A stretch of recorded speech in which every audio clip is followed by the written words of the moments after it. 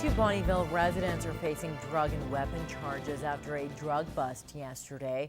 Now, acting on a search warrant, police entered a local home and found small quantities of marijuana and methamphetamine.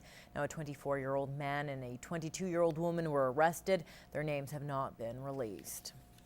Lloydminster's flight training school and the city are not seeing eye to eye.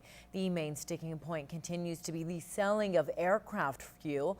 As Kim Smith reports, an agreement needs to be reached within a week. We still have an eviction notice that was hand-delivered to us by a bylaw officer saying that we have to be out at the end of the month. Steve Watt has been the owner of Border City Aviation since 2010, and the flight school has been in the community since 1985.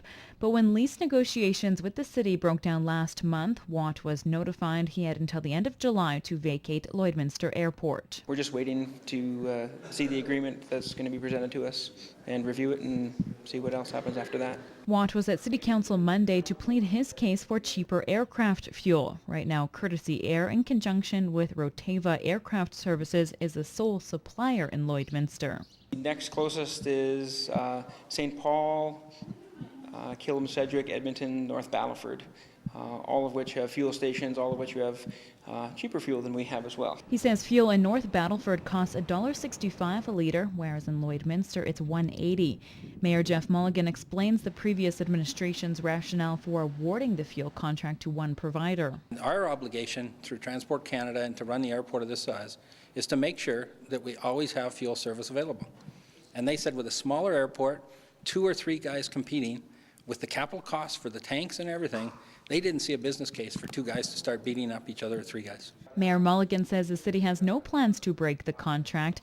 It's up for renewal every 4 to 5 years and expires in 2024. The fuel retailer who has the contract has the contract.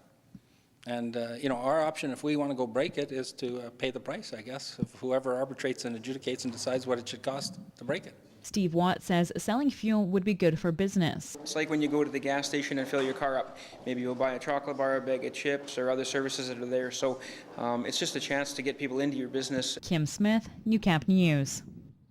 In this week's Pet Project, Graham and Jenny introduce us to a Chihuahua looking for a quiet home.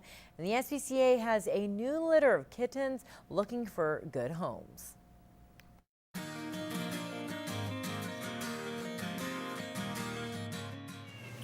This week we have a treat for you. We have a whole litter to choose from. This one's Tara, this one's Scotty, this one's Georgia, and this one's Zara.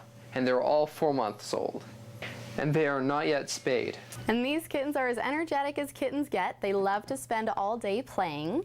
And currently at the shelter, we have 19 little kittens just like these available. So if you're looking for a kitten in your home, please come down to the SPCA so that none of our little kitties have to grow up at the shelter. This little girl is Jezebel. Jezebel is a 6-year-old Chihuahua cross. She's up to date on vaccinations, but not yet spayed. And since she is 6 years old, she's in the Seniors for Seniors program. Jezebel is a really affectionate little girl, but given her breed, she can be spooked easily, so just be careful not to be too rambunctious around her.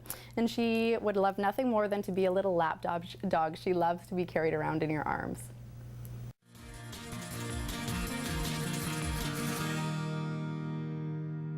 It's a sure sign that summer is here. Road construction everywhere you turn. Well, Cold Lake motorists can expect more delays as the city has announced a $1 million infrastructure upgrade for city roads. Clayton Brown has more. It seems just about anywhere you turn in Cold Lake, there's more construction. And it isn't expected to slow down as the city just announced $1.4 million of upgrades have begun.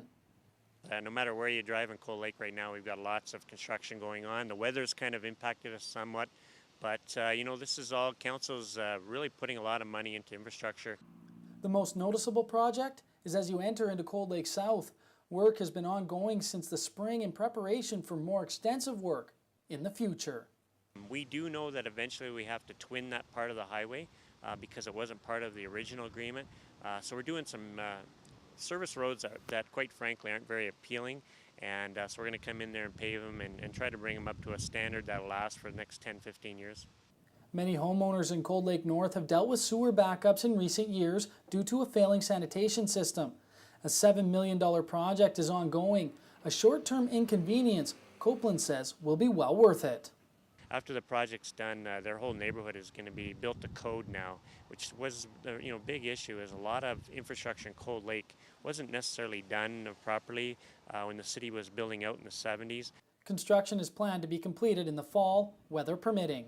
In Cold Lake, Clayton Brown, Newcap News.